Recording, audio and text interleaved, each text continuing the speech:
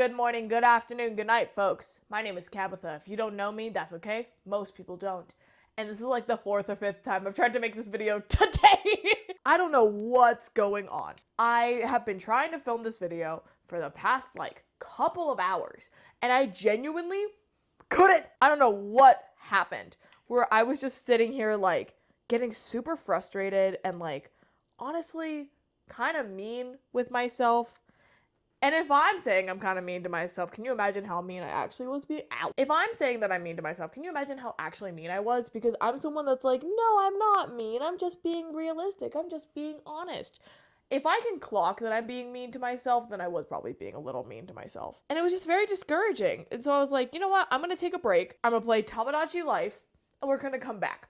And that's exactly what we did. These are dripping wet, so my hands are just covered. Why is it so wet? Oh my god. Also, we're trying something new.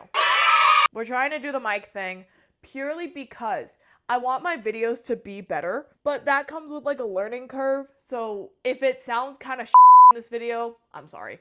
I'm trying to do better, but I don't really know how mics work. And the only way I'm going to learn how mics work is by doing stuff like this. I originally had planned a different outfit for today.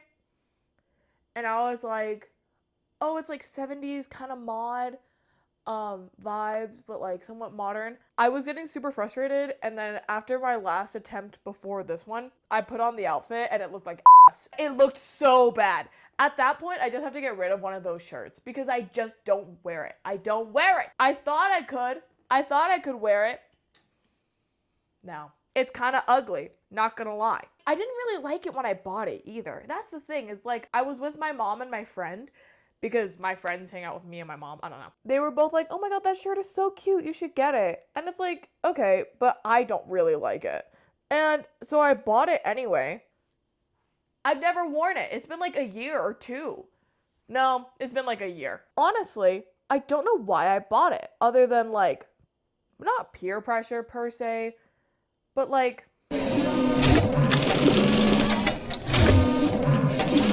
I guess it is kind of peer pressure. You know what? I have a different outfit planned that actually works, that I know works. I'm not a fashion forward diva, okay?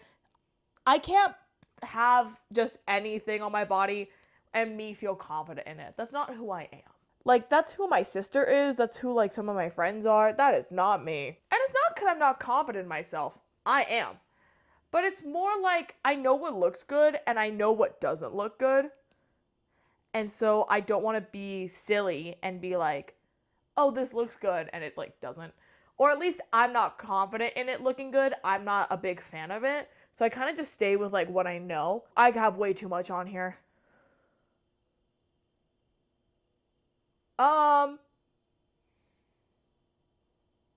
We'll put this here for now. I'm not someone who's a fashion girl, okay? I kind of just know what looks good on me sometimes, and that has to be good enough, unfortunately. Right now it's kind of not good enough though. I want to have more diversity in what I wear, because I feel I wear the same silhouette or I wear the same pieces a lot. And yes, I own a washing machine, but sometimes I feel an outfit repeater. Lizzie McGuire, you are an outfit repeater. But then I have to remember the second part of that phrase, which is, I may be an outfit repeater, but you're an outfit rememberer, which is just as pathetic. I wear the same pieces a lot, and as you should, it's clothing. But then there are pieces in my wardrobe that I don't wear because I wanted to try something new, and then I never actually do. I'm someone that grew up wearing hand-me-downs, okay? So I'm not gonna sit here and be I know how to shop for clothes. I kind of just wore my sister's wardrobe that she grew out of. And I think that's true for a lot of people. And so now as an adult, I don't really know what I like fashion-wise. Also, a big part of this is I'm also fat. I don't know if y'all know. I don't know if you could tell by the everything about me, but I am bigger. When shopping for clothes, half the time they don't fit. And if they do fit, sometimes they're really ugly. But then you feel you have to get something. You feel you have to get the clothing that fits you because nothing really does. I see people online and I'm like, oh my god, that outfit is so cute. And then you'll go to try to find that outfit and it won't exist for people in your size. Now, I'm not saying that this is something new or groundbreaking. This isn't surprising to me. I've been fat my entire life. This isn't something new. But it is a little disheartening that we're going back to like clothing stores not putting like plus sizes in store again. Like that's a thing that's been happening more and more recently. The store that I worked at was premature in that. So they never really had plus sizes while I worked there. And it sucks because a lot of girlies that are my size, smaller and bigger, come up to me and they say, "Hey, where's the plus size section?" And I have to go, "We don't have one of those." They're asking me because one, I work here, but two, I look like them. And I have to say, "Sorry, we don't carry clothes in our size." It's so disheartening to have to tell people that because then you kind of feel like you're a part of the problem. And it's like, in a way, I kind of am. I work for a company that doesn't have my size in store. And if they do have my size in store, it doesn't really fit me the way that it fits smaller bodies. Because there is a difference between plus size and just adding X's onto things. There's a difference in how they're cut. Yeah, it is disheartening to try and like look at my closet and go, here are things that technically fit my body, but I don't really like wearing. And then like I'll go thrifting with my friends and like, or I'll go to like Ross or like places that have like cheaper clothes and like not be able to find anything that like works. Like I went to Ross with my friends recently. They were preparing for a concert. And so they wanted to get like some cute outfits, right? I went to like the plus size section of this Ross. I got so disheartened so quick because the clothes that they had in the smaller sizes was like so much nicer and so much more flattering and younger. When you try to get things that aren't like $60 for a shirt, you can't because they're not your thing. And then you end up not wearing them anyway. So what's the point? I digress. I don't want this video to be like all about stuff that people already kind of know. Like people already know that it's hard to shop for plus sizes. It just sucks that I work at a store that perpetuates it. Clothing's hard. Clothing's weird. I don't really have a negative relationship with my body and like how I fit into the beauty standard most of the time. But when it comes to clothing shopping, good Lord, it is such a mess. You want to be included with your friends who are just buying things at the normal stores, and you can't. And it's becoming more and more of a problem. Most stores now are realizing that they can do the same things that they did in the early 2000s and get away with it because of like the rise of thin as in kind of mentality. But it sucks that there was a, oh no, I messed that one up completely. Those two things do not touch. Let me see if I can fix that. It sucks going back to it where it's like, oh, I haven't felt these feelings since I was in middle school. Love to see a return of those feelings.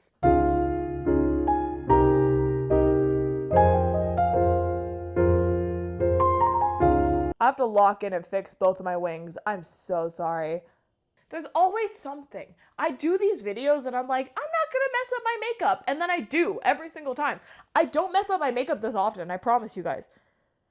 I think I just touched my eyeball with that one. But it's disheartening to see a return of thin is in. Even with my decent self-love mantras and how I have seen my body over the past 10 years, it sucks that like societally we push one body type over another. And earnestly, why are we making trends out of bodies? That's weird. Why are we making trends out of facial features? I know it's a thing that humans have always done. I'm not gonna sit here and tell you that humans don't do that, because we do. However, it's never been right to do that, right? Pushing a very specific set of beauty standards that constantly change just means that no one can be beautiful ever. Because beauty is so subjective and society changes so rapidly.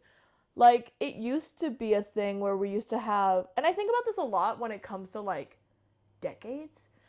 Things that happened during early 2020 don't even represent what's happening right now. When I say 80s, you think of a very specific look that happened from like 1980 to 1989-ish. I understand that there were variants throughout there, but with how rapidly things are moving, it's hard to imagine that beauty standards don't change with it. I think a lot about what is beautiful, societally, of course, and where I fit in it. Because in some ways, I am beautiful, and in some ways, I'm very much not. I think a lot about beauty standards and where I fall into them, because there are some standards that are based on whiteness that I'm always gonna fit because I'm white. You know? Because of the Eurocentric beauty standards that have truly decimated the world that we live in today, I will always be considered beautiful because I'm white. But I will not be considered beautiful because I'm fat in those same standards. And then, if you look outwardly, beauty is so defined by the culture that you grew up in and the culture that exists. And now, culture and society has gone on a global scale in a way that's never really existed before. So, everyone feels ugly. Everyone feels ugly right now because everyone thinks that we all have to look one way. And we don't, you know? I think it would be a travesty if we all looked the same. But then I think about how society treats people who look different and how beauty is seen as a marker of success, of intelligence, of kindness, compassion, all that stuff. And how if you are beautiful, life is a little easier. But now the concept of beauty is so different than it was like 15 years ago that like if you don't have Instagram face, you are ugly. And Instagram face affects everyone. It doesn't matter if 10 years ago you looked gorgeous. Because now, if you don't have the smallest nose possible, the snatched eyes, the very like contoured face, you're ugly. Even if you didn't fit into the beauty standards 10 years ago for whatever culture, country, etc. that you're in, the intense push of GLP-1s and plastic surgery recently has kind of made it be like, well, if you're not an Instagram model, you can just buy your way into beauty. You can just buy your way into it. Just give me $10,000, fly to Turkey, fly to South Korea. And who has that money right now? Being ugly is a crime. If you are not beautiful, there is something wrong with you. If you are not beautiful, people will treat you worse. And I've gotten my fair share of this because I'm fat, so people just will not see you as a human being. But I don't blame the people that want to get plastic surgery because the world is so shaped by how all of us look and how we all treat each other that, like, yeah, of course people want to look better. Of course people want to look better because the system that we're in rewards that. I know this video wasn't funny, but I think it's an interesting thing to discuss. Beauty is such a nuanced and subjective and personal thing. Even if you don't fit into one culture's beauty standards, you might fit into a different one. And you might find someone who is not fitting in the beauty standards attractive. Like, it's so complicated and so nuanced. I'm gonna get into a little outfit and try to look beautiful for you guys. Here I am performing beauty for all of you, lucky folks at home. No, but in all actuality, I do actually like this outfit a lot.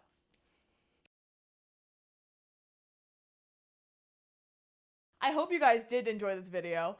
If you did, you can like, you can comment if you would like. I'm open to anything. I'm here for you guys. Thank you so much for watching, and I appreciate it. Bye!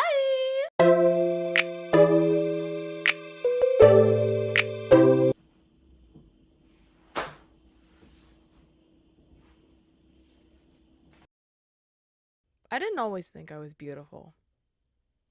I obviously grew up fat. We already mentioned that. But I was always bigger than everyone else. And I always thought that if I could just get thinner, then I would be worthy of respect, of kindness, of anything. It didn't dawn on me until much, much later that the only person that could give you worthiness is yourself.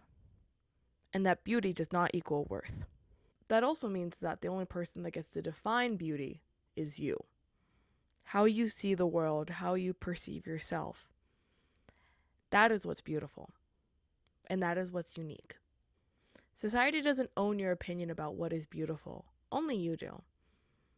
So if you find beauty in something that is unconventional or weird or ugly or unattractive or anything that society deems unworthy, I want you to know that you can also do that for yourself. Everything has beauty in it. It doesn't have to be people. I guess what I want to leave you with in this bummer of a video is to find beauty in things that society doesn't want you to find beauty in. Because truthfully, in my opinion, the girl who started this video, completely barefaced, is just as beautiful as the girl who ended it with makeup on.